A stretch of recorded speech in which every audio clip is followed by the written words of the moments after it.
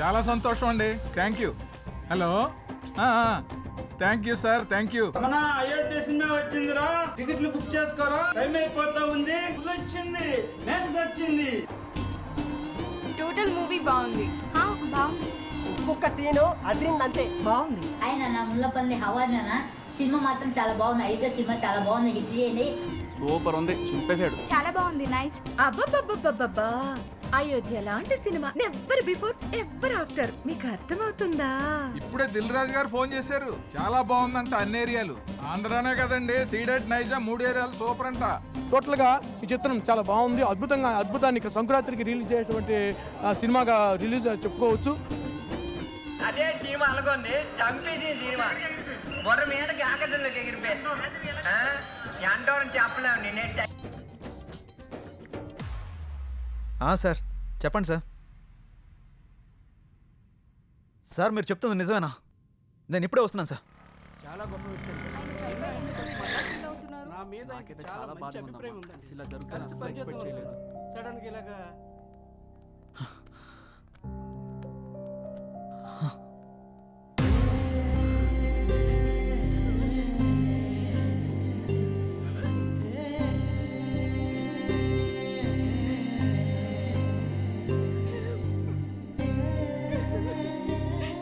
ఏం జరిగింది sir?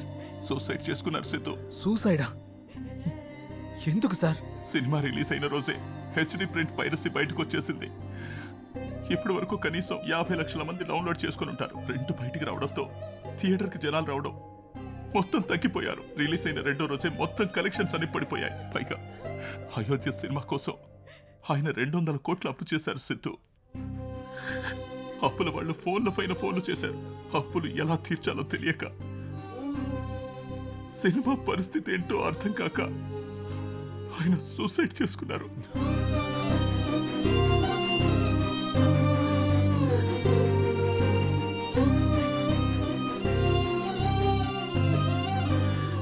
Producer Satyanand గారి హఠాత్ మరణానికి సినీ ప్రముఖులు తీవ్ర దిగ్భ్రాంతికి లోనవుతున్నారు.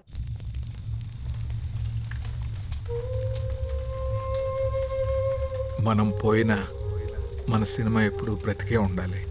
నా ఊపిరి ఉన్నంత వరకు సినిమాలు తీస్తూనే ఉంటాను, సినిమాలు తీస్తూనే పోతాను. పదరా రే, అందరూ వెళ్ళిపోయారా? పదరా. అంత మంచి మనిషి ఇంత సడన్ గా చనిపోవడం ఏంట్రా? సినిమా మంచి హిట్ అయింది, అంతా బానే ఉంది అనుకునే టైంలో అసలు ఈ పైరసీ ఏంట్రా? అసలు ఆ సినిమా బయటికి రాకపోయింటే ఆయనకి డబ్బులు వచ్చేవి, ఆయన బతికేవాడు కదరా. అంతేరా, మార్నింగ్ రిలీజ్ అయిన సినిమాని మధ్యాహ్నం లోపల పరిశీలి చేస్తున్నారా? ఈ ఒక్క సినిమానే కాదురా, ఇంతకు ముందు అత్తారింటికి దారి, గీతా గోవిందం, టాక్సీ వాలా, ఇలా ఒకటేంటి రిలీజ్ అయిన ప్రతి సినిమాని పరిశీలి చేస్తున్నారు. చెప్తాను. చూసేవాళ్ళు చేసేవాళ్ళు అందరూ బానే ఉన్నారు, కానీ తీసేవాళ్ళు ఇలా అయిపోతున్నారు. ఇన్ని రోజులు నాకు ఏదో చేయాలన్న వెళుతుండేది, కానీ ఇప్పుడు నాకేం చేయాలో క్లారిటీ వచ్చింది. దీని వెనకాలన్న ఏ ఒక్క నా కొడుకుని వదిలిపెట్టేదే లేదు.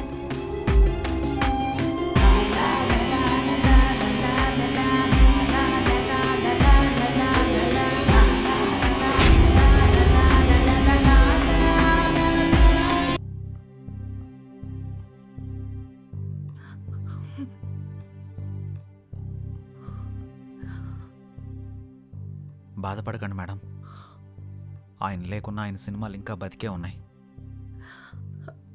మా ఆయన చిన్నప్పటి నుండి నాకు బాగా తెలుసు. 10 ఏళ్ల వయసున్నప్పుడు సినిమా మీద అభిమానంతో థియేటర్లో సినిమా టికెట్లు ఇచ్చే పని చేసేవారు. ప్రతిరోజు సినిమా చూడొచ్చు అని. ఆయన తీసిన మొదటి సినిమా ఫ్లాప్ అయ్యాక మనకి సినిమాలు కలిసి రావు అని నేనెంత చెప్పినా వినకుండా ఉన్నదంతా అమ్మేసి 2వ సినిమా తీసి సక్సెస్ అయ్యారు. 350 కోట్లతో సినిమా తీస్తాను అన్నప్పుడు ఎందుకండి రిస్క్ అని అడిగాను.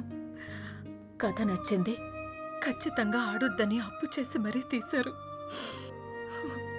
రిలీజ్కి ముందు టెన్షన్ పడుతుంటే ఎందుకు తీయడం, ఎందుకు ఇలా టెన్షన్ పడటం అని అడిగాను.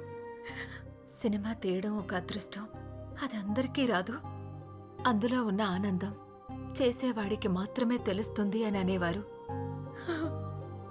కానీ చివరికి ఆ సినిమా కోసమే తన ప్రాణాన్ని తీసుకున్నాడు బాబు.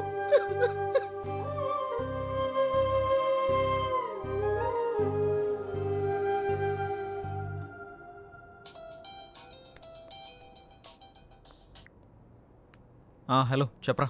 ఆ సైబర్ టీం వాళ్ళ కాంటాక్ట్ దొరికింది. వాళ్ళకి కాల్ చేశాను. రేపు మార్నింగ్ అపాయింట్మెంట్ ఇచ్చారు. సరే రేపు వెళ్ళి కలుద్దాం. సార్ నా పేరు సిద్ధు, నేను హెచ్ఎంటీవీలో జర్నలిస్ట్ని. వీళ్ళు నా టీం. మొన్న అయోధ్య సినిమా పైరసీ అయి ప్రొడ్యూసర్ సత్యానంద్ గారు చనిపోయిన విషయం మీకు తెలిసే ఉంటుంది. యా, నాకు ఈ పైరసీ గురించి కొంచెం ఇన్ఫర్మేషన్ కావాలి సార్. ఓకే చెప్పండి. అసలు ఈ పైరసీ ఎలా జరుగుతుంది సార్? ఈ పైరసీ అనేది పెద్ద మాఫియా. ఇది చాలా రకాలుగా జరుగుతుంది. ఈ థియేటర్స్తో లింకులు పెట్టుకొని వాళ్ళు థియేటర్లో రికార్డ్ చేసి దాన్ని వెబ్సైట్లో అప్లోడ్ చేస్తారు. కానీ ఇప్పుడు కొత్త టెక్నాలజీ వాడుతున్నారు. శాటిలైట్ ద్వారా వచ్చే కోడ్ని హ్యాక్ చేసి ఒరిజినల్ ప్రింట్ని బయటకు తీస్తున్నారు. ఆ తర్వాత ఆ మూవీని సైట్స్లో అప్లోడ్ చేస్తున్నారు. ఐపీ అడ్రస్ని ట్రేస్ చేసి ఆ అప్లోడ్ చేసిన సైట్ని బ్లాక్ చేయలేమా? బ్లాక్ చేయొచ్చు, కానీ ఇది బ్లాక్ చేసిన క్షణంలోనే వేరే డొమైన్ని యాక్టివేట్ చేస్తున్నారు. దీనివల్ల వాళ్ళకేంటి లాభం? లక్షల్లో సంపాదిస్తారు. ఎలా సార్? ఆ సైట్కి వచ్చే అడ్వర్టైజ్మెంట్స్ ద్వారా, వ్యూస్ ద్వారా, డౌన్లోడింగ్స్ ద్వారా సంపాదిస్తారు. వాళ్ళు తలుచుకుంటే మనిషి నీడను కూడా దొంగిలిస్తారు. దీన్ని కంట్రోల్ చేయలేమా? మేము ఎన్ని క్రైమ్స్ కంట్రోల్ చేసినా ఈ పైరసీని మాత్రం పూర్తిగా కంట్రోల్ చేయలేకపోతున్నాం. ఇది సిస్టమ్కి పట్టిన వైరస్ లాగా, బాడీలో వచ్చిన ఇన్ఫెక్షన్ లాగా విచ్చలవిడిగా పాకిపోతుంది. దీనికి స్టార్టింగ్ ఎక్కడో ఎండింగ్ ఎక్కడో కూడా అర్థం కావట్లేదు. ఒక సైట్ బ్లాక్ చేస్తే ఇంకొకటి, ఒక చోట పట్టుకుంటే ఇంకో చోట, ఇలా ఎక్కడ పడితే ఎక్కడ, ఎలా పడితే అలా పైరసీ చేసేసి కష్టపడి సినిమా చేసే వాళ్ళ లైఫ్ని స్పాయిల్ చేసేస్తున్నారు. ఇది ఆగాలంటే కొంచెం టైం పడుతుంది. ఓకే సార్, ఏదైనా అవసరం పడితే మిమ్మల్ని కలవచ్చా? Sure, any time. Thank you sir. Bye sir. Bye. రే, అంత ఎక్స్పీరియన్స్ ఉన్న వాళ్ళే ఆపలేపారు, మనం ఎలా ఆపుతాంరా? సంకల్పంతో. రావణాసురుడు సీతను ఎత్తికెళ్ళిపోయాక సీత పోతే పోయిందని రాముడు ఊరుకున్నాడా? హనుమంతుడి సాయంతో రావణాసురుడిని చంపి మరీ సీతను తెచ్చుకున్నాడు. అంటే ఇప్పుడు నువ్వు రాముడు, ఆయన హనుమంతుడా? ఏదైనా కావచ్చు, యుద్ధం మొదలు పెట్టాక ముందుకెళ్లాల్సిందే. ఒక పని చేద్దామా? ఏంటి? పైరసీ ఎలా ఆపాలి అని నా ఇన్స్టాలో పోస్ట్ చేస్తే ఎవరైనా మంచి ఐడియా ఇస్తారేమో. వాళ్ళకంత టాలెంట్ ఉంటే నిన్నెందుకు ఫాలో అవుతారు? ఆపుతావా? నా ఫాలోవర్స్ లో 2000 పైగా డాక్టర్స్, 20,000 పైగా ఇంజనీర్స్, 30,000 పైగా ఎంప్లాయీస్ ఉన్నారు తెలుసా? అబ్బో, పెద్ద కౌశల ఆర్మీ ఉందిగా. ఇప్పుడు అవన్నీ కాకుండా దీన్ని ఎలా ఆపాలో ఆలోచిద్దాం. ఓకే, నువ్వు ట్రై చెయ్యి. నీకేం హెల్ప్ కావాలన్నా నేను చేస్తా. Thank you. పదండి. ఇక నుంచి నీ పోస్టులతో జనాలు సాగు కొడతావుగా.